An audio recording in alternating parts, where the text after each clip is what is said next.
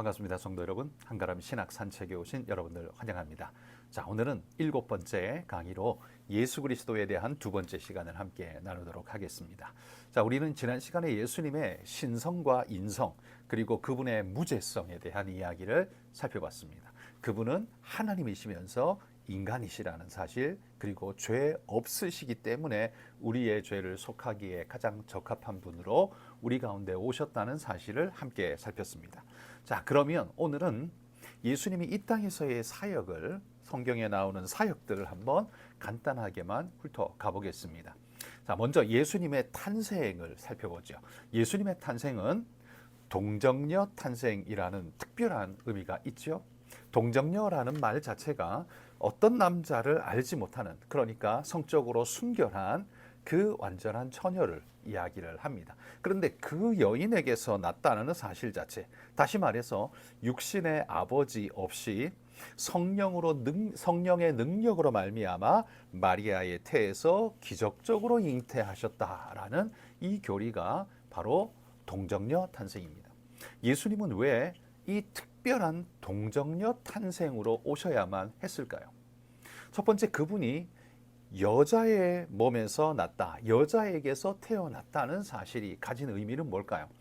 그건 바로 그분이 육신의 몸을 입고 왔다는 사실을 강조하는 겁니다. 그분은 참 인간이시며 우리와 같은 인생으로 오셨다는 사실을, 여인의 태에서 나셨다는 사실이 강조하는 거죠. 그런데 또 한 가지는 남자 없이, 아버지, 딸은 육신의 아버지 없이 성령으로 잉태되었다라는 사실은 그가 단순한 우리와 같은 단순한 똑같은 인생은 아니라는 거죠. 어떤 의미에서요? 하나님께서 그에게 육신의 영향 없이, 그러니까 아버지, 육신의 아버지 없이 나게 하셨기에 육신의 태에서 난 모든 자에게 주어지는 원죄의 영향을 배제하시고 오직 하나님의 은혜로 나셨기 때문에 원죄 없이 그렇게 순결한 모습으로 나시게 되었다라는 사실이죠. 그래서 그는 죄 없으신 주님이심을 나타내면서 또한 그가 하나님의 아들이심을 나타냅니다. 여러분, 육신의 아버지 없이 태어날 수 있는 존재 누가 있습니까? 단 한 사람도 그건 불가능합니다. 오직 아버지가 있어야만, 아버지와 어머니를 통해서만 인생이 태어나죠. 그런데 오직 예수님만이 아버지 없이, 육신의 아버지 없이 하나님의 능력으로 태어나시게 되었다라는 사실입니다. 그러니까 완전한 인간으로 오시되, 그러나 육신의 원죄를 제하시고 오직 하나님의 은혜로 임재하신 하나님의 아들이심을 나타내는 특별한 탄생이 바로 동정녀 탄생이라는 거죠. 예수님은 그냥 인간으로 났다가 한 인간이 공자나 석가처럼 굉장히 뛰어난 깨달음과 그런 이해를 가지고 온 백성들을 이끌 만한 지도자가 되었기에 하나님처럼 존중받고 높임받은 존재가 되었는가? 아니라는 말입니다. 인간인데 높임받은 존재, 그게 보통 성자, 성인이라고 말하는, 세상이 뭐 몇 대 성인 이렇게 말하는 바로 그분이죠. 그러나 예수님은 그런 게 전혀 아닙니다. 여자에게서 났지만 원죄의 영향에서 완전히 제외된 하나님의 아들로서 우리 가운데 오신 온전하신 하나님이시라는 사실이죠. 동정녀 탄생이 가지고 있는 중요한 의미는 하나님의 신성과 인성의 완벽성을 우리에게 보여준다라고 말할 것입니다. 두 번째, 이 땅에 오신 예수님은요, 공생애를 시작하시기 직전에 세례를 받으셨습니다. 여러분, 구약에는 물세례, 세례라는 개념이 나오지 않습니다. 그런데 갑자기 뜬금없이 신약을 시작하면서 그 첫 화면이 세례 요한의 세례의 이야기로 시작되어지죠. 이 구약에 없던 물세례가 갑자기 뜬금없이 신약에 생겨났다는 건 바로 이 예식이 구약과 신약의 중간기 시절에 시작되어진 예식이라는 걸 우리가 알 수 있습니다. 그러면 이 물세례라는 건 도대체 왜 필요한가? 누구에게 필요한가라고 하면요, 이 물세례는 이방인들 중에서 하나님의 백성 유대인이 되기를 자처하고 율법 안으로 들어올 때에 그들의 죄를 씻고 정결 예식으로서 세례를 거쳐서 그렇게 들어오게끔 되었습니다. 완전한 유대인이 되는 것은 아니지만 거기에 공동체로 받아들여지는 존재가 되기 위해서 씻음의 의미, 정결 예식의 의미로서 세례를 베풀었다라는 이야기죠. 그러나 세례 요한이 세례를 베풀 때에 그 대상자들은 이방인만이 아니었습니다. 유대인에게도 세례를 베풀었다라고 나옵니다. 그렇기 때문에 이 유대 지도자들, 특별히 유대의 성직자들은요, 이 사실에 굉장히 분노합니다. 왜냐하면 유대인들에게 이방인들에게나 베풀어야 할 세례를 베풀었다는 건 유대인을 이방인 취급했다는 이야기고 이방인처럼 부정한 자로 취급했다라는 사실처럼 되기 때문에 이것이 굉장히 불쾌한 일이 될 수 있습니다.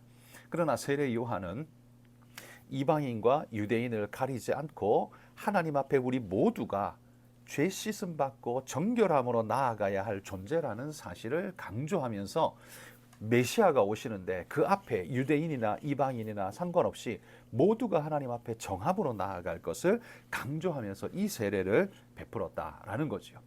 이 세례에 예수님께서는요, 친히 찾아오셔서 직접 이 세례를 받으셨습니다. 이건 메시아서의 역할을 위해서 이스라엘 민족에게 주신 하나님의 모든 율법에 내가 복종하겠습니다 라는 그런 의미의 선포와도 같은 것이었고요.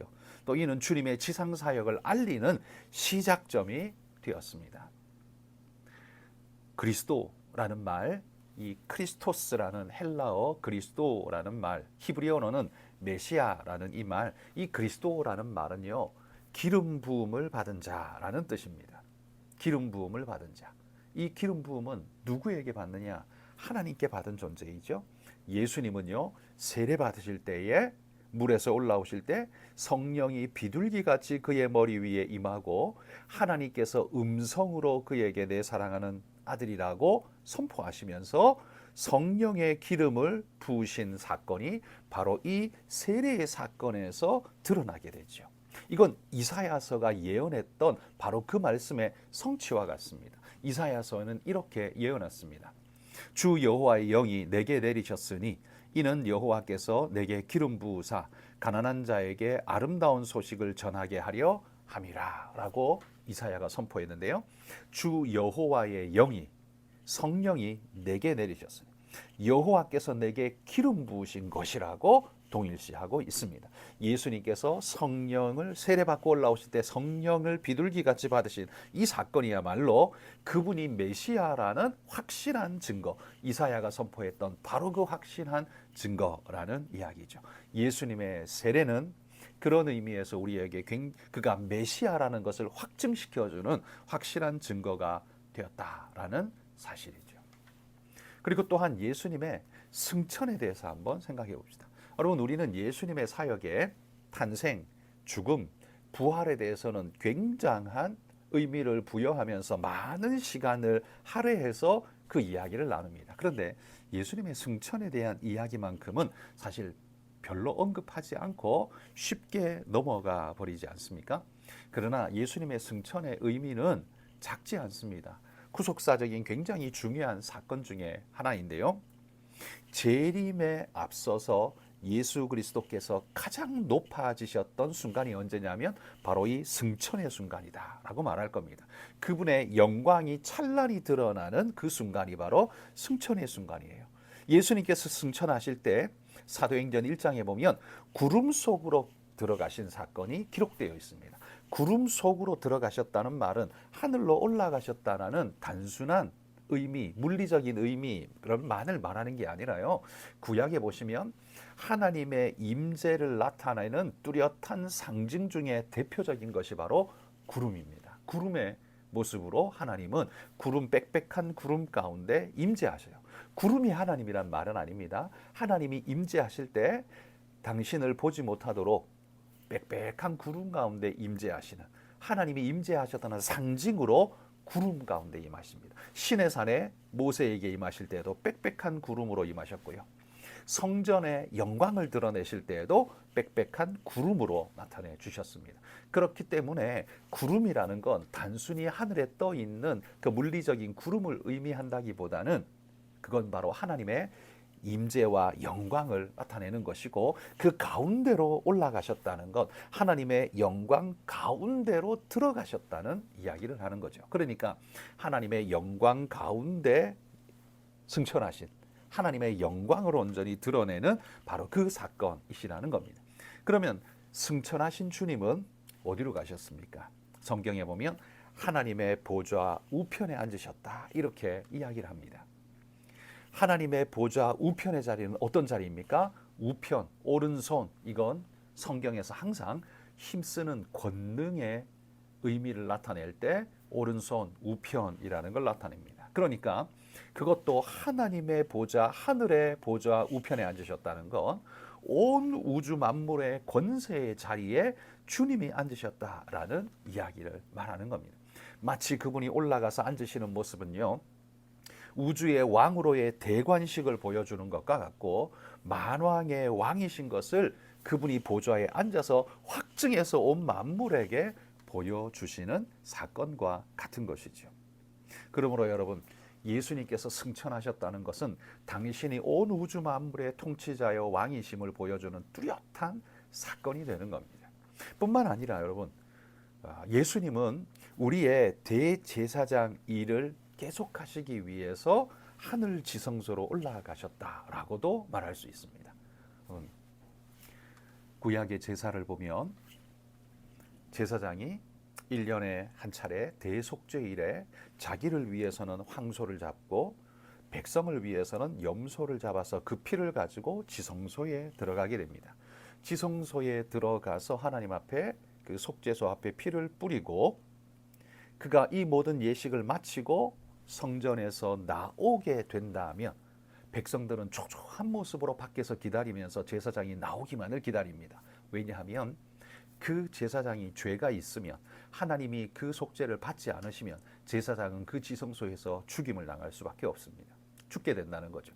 그래서 제사장의 그 외투 끝에는 방울이 달려 있어서 움직일 때마다 딸랑딸랑 소리가 나게 되어 있고, 허리에는 줄을 차고 간다고 하죠. 왜냐하면 그가 만약에 지성소에서 죄가 있어 하나님 앞에 죽임을 당하게 되면 들어가서 꺼내올 수가 없기 때문에 줄로서 당겨낼 수밖에 없었다는 거죠. 그러니까 이 제사장이 거기 들어가서 죽었다는 건 백성의 죄와 자기 죄로 인해서 속죄받지 못했다는 의미가 될 것이며, 그 제사장이 지성소의 사역을 마무리하고 나왔다는 것은 하나님이 그 속죄를 받으셨다는 의미가 될 것입니다. 그래서 제사장이 지성소의 사역을 마치고 나올 때 온 백성들은 밖에서 기다리다가 대제사장이 나왔다는 소식을 들으면 환호성을 지르면서 자신들의 속죄가 이루어졌음을 환호하게 되는 거죠. 영광의 찬양을 부르게 되는 거죠. 여러분, 예수님께서 하늘의 지성소, 저 하늘로 들어가셨다는 게 어떤 의미입니까? 우리의 모든 죄를 짊어지고 하나님의 지성소로 나아갔다는 것이고, 그분이 영광의 우편 보좌에 앉으셨다는 것은 그분의 모든 속죄가 받아들여지고 성취되었음을 의미하는 사건인 것이죠. 그러므로 주님의 승천의 사건은 우리 구속의 완성을 보여주는 마치 확약과도 같은 그런 의미라는 겁니다. 그래서 하나님이 예수님의 승천 사건은 주님의 영광을 보여줄 뿐만 아니라 우리의 대속의 완성을 보여주는 굉장히 의미 있는 사건이다라고 말할 수가 있는 것이죠. 자, 그러면 예수님의 사역은, 또 다른 사역은, 예수님의 사역은요, 세 가지의 사역을 주님이 이 땅에서 감당하셨다라고 이야기합니다. 세 가지라면 선지자, 제사장, 왕의 사역을 이야기하는 거죠. 이 세 직분에만 오직 기름 부어 세운 세 존재이죠. 아주 의미 깊은데, 놀랍게도 이 세 존재에게만 기름 붓는데 예수님은 이 세 가지 사역을 다 본인이 이루신 완전하신 주님이심을 우리에게 보여줍니다. 먼저 선지자 사역. 선지자의 사역은 어떤 일입니까? 하나님의 뜻을 백성에게 전파하는, 다시 말해 하나님의 말씀의 전달자의 사역이 선지자입니다. 그런데 예수님은 하나님의 말씀을 전달하는 전달자일 뿐만 아니라 구약 성경의 메시지는 다 누구를 예언하고 있어요? 메시아, 그리스도, 예수님을 예언하고 있습니다. 그런 의미에서 예수님은 예언의 대상일 뿐만 아니라 또한 말씀하시는 분, 예언의 주체이시기도 한 선지자라는 거죠. 그분은 하나님의 말씀을 선포하셨을 뿐만 아니라 자신이 하나님의 말씀 자체이셨습니다.